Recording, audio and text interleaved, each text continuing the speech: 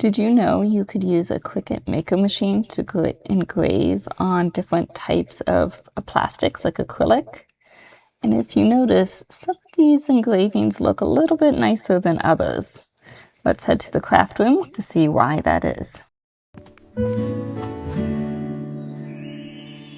For today's project, I'm going to show you 3 different ways to make engraving on acrylic, and in this specific case, we're going to make little bookmarkers. Now it still has the protective layer on it, so it will look clear once I take off the protective, but I'm also going to show you how to color that in. This one here was done on my Glowforge, which is a laser printer, a laser cutter, and just be careful, there are some of them that cannot do the clear, so make sure you have the correct one for that.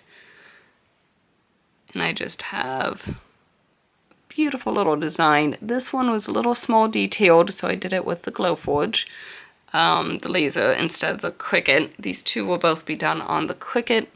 It is also a small design, but just a little bit less detailed than the birds. So that's why I did it that way, but this one was super easy. I put it in the machine and I selected what material and it engraved. It does these nice thick lines and it's going to fill in with that color beautifully. No issues there. Now with the Cricut ones, Cricut can engrave if you have a Maker, any of the Maker machines. The lines though, see how they're nice and thick there to really catch all that color. On the Cricut, if you just hit engrave, it's just going to do an outline, a single line. So that can also look really pretty, and we'll do one with that. The other technique will be a hatch fill, and that'll kind of do little tiny designs inside to fill in the space a little bit. It's a little different, and I will do that with this one. So we will have a total of 3 different methods, and then we'll color all 3 in, and you can choose which one you like. These will have flamingo designs, and this one is a beautiful bird design. That way, so Cricuts are flamingos, and Glowforge are the birds. The other thing to note with the Cricut, there are some people that use other machines besides the Maker machines. That's Maker, Maker 2, 3, 4, however many they end up deciding to make. Only the Makers have the engraving tool, and that's what it looks like. So you have to use the engraving tool. It has this nice little housing, so you can swap out the heads, and currently only the Maker machines, you just press that button there to release it, line up the flat edges, and unrelease. Now it's in there a while. And then we'll stick this side in our machine, and I'll show you that. But this is the tool that we're going to use for the engraving on the acrylic, and only the Maker machines can do these special housing tools, at least as of me making this. There are other people that show you methods to use the other machines to engrave. Just be careful, that may get rid of any warranty you might still have on your machine if it's less than a year old, and it could damage your machines, so just be leery of those if you try any of those. Now, Cricuts, they have that little burr, and you have to make sure your material will slide under that without getting stuck or hitting it, otherwise it could damage it. So we want to make sure that our piece is no more than 2 millimeters, and it is like right there at that. This is a caliber, and it's kind of nice for measuring things like that. If you don't have one of those, you could also just use a ruler and kind of look and measure that way. But make sure it's no more than the 2 millimeters, so it'll slide nicely to your machine. Like I said, these do have a protective film on it, so I do want to peel that off. In the Glowforge one, I left it on. In the Cricut one, it's usually recommended to peel it off. sometimes I think I've done it with it on as well and had no issues. So you know what? Let's do one on and let's do one off. And let's go, we are doing the 3 by 6. And we will place that down there.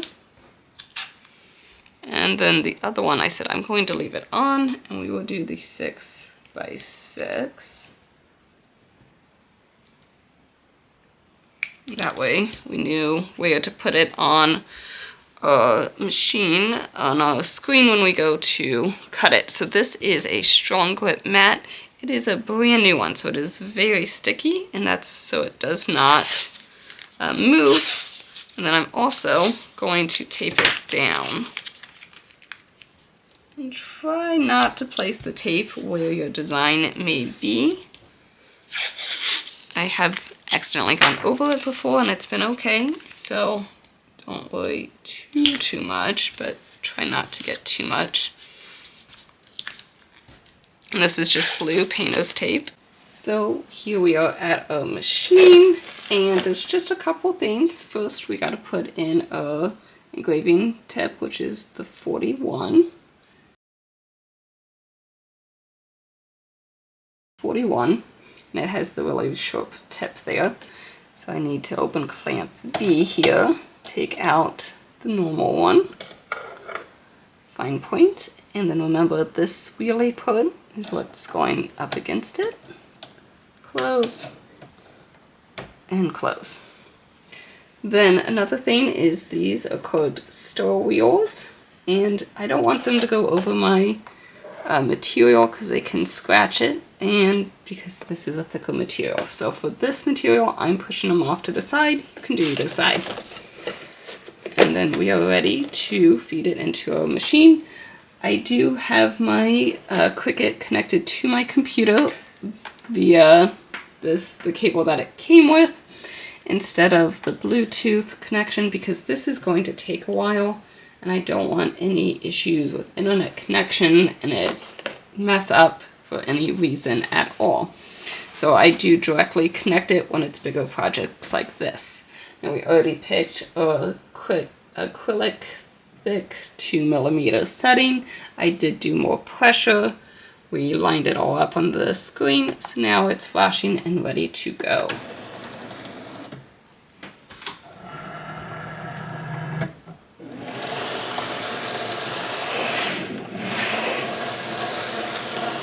And it went through those wheels very nicely.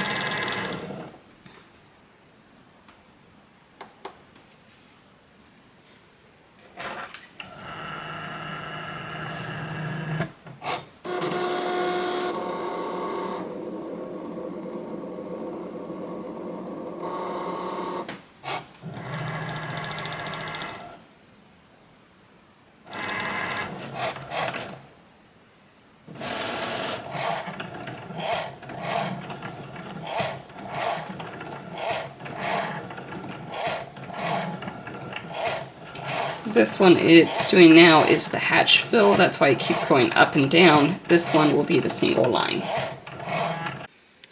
These turned out really well, and so this is the line, and then this is the one that has that hatch fill. And as you can see, we have these big chunks on here. Some people say they can be sharp. This is actually the plastic, so remember we removed the film protective layer on this one but not this one, just to show you that it works for both. So what I'm going to do, so you don't want to swipe this away because it can scratch your acrylic, especially this one that doesn't have anything on it. So I'm taking out tape, and like that it's taking it all off. Now this has stuff on it, so we don't necessarily want to put it back on. Also, I don't know if this will focus, probably not.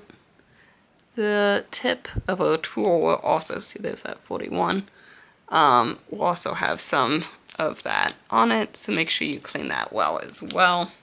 And so you can also see here, just a little bit of my design was where the tape was, and it's still engraved just fine. Try not to cover it too much, but it's okay if it does a little bit. So here is a better look at the single.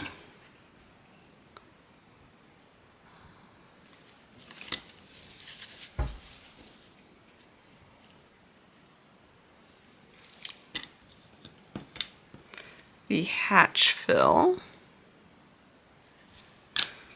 and the laser engraved.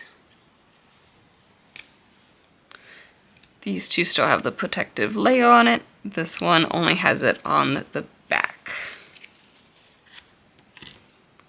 This cloth I was using is a non-lint brush fabric, and that's what I'm going to use because I'm going to rub in some rubber buff into our designs to get them some color. You need just a little bit, and the nice thing with having the clear plastic on is if you get it on it outside of the engraved areas, once you pull off the plastic, it'll all come off. Do just a little there, and a little there.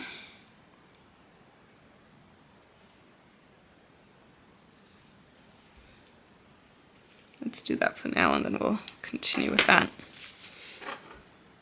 So rub and buff is nice, and you just rub it into the design. You could use some paint if you wanted to add color as well, but this is kind of a more permanent. If we need some more, we can always add some more, which looks like we will for that one.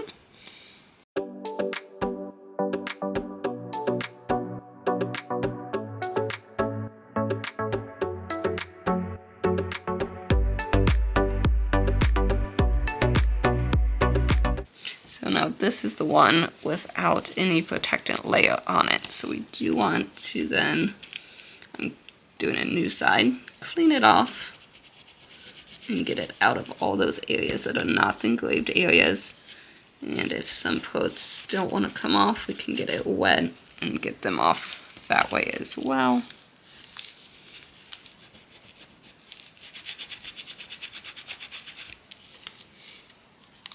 And I'm going to have to use a little bit of water with that. I'm going to remove the film first so you can see these.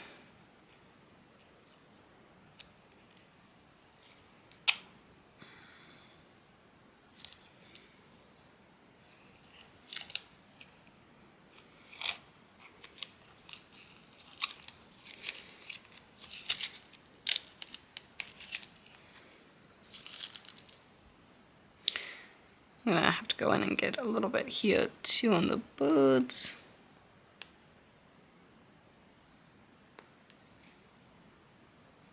And the back side. So I'm gonna go clean up all of that and then I'll get back with you. So here's our finished products. Just note I did have to use some rubbing isopropyl alcohol. The water alone didn't seem to help get the rub and buff off the extra acrylic, so I did do some of that. And it was a little bit tricky, and I just kind of worked, and I'm still not 100%, but that one's backwards. The thin lines did seem to work a little bit better with the rub and buff, getting it off versus the one that we did the cross hatch with. And having it on this one, there wasn't a whole lot to rub off, which was nice because I had that protective layer. Also, if you don't want to deal with the rub and buff, it is a little expensive. Acrylic paint works fine. I've done it. I've had no issues with it. And I think, truthfully, next time I would just do acrylic paint. It works and it's easy, in my opinion.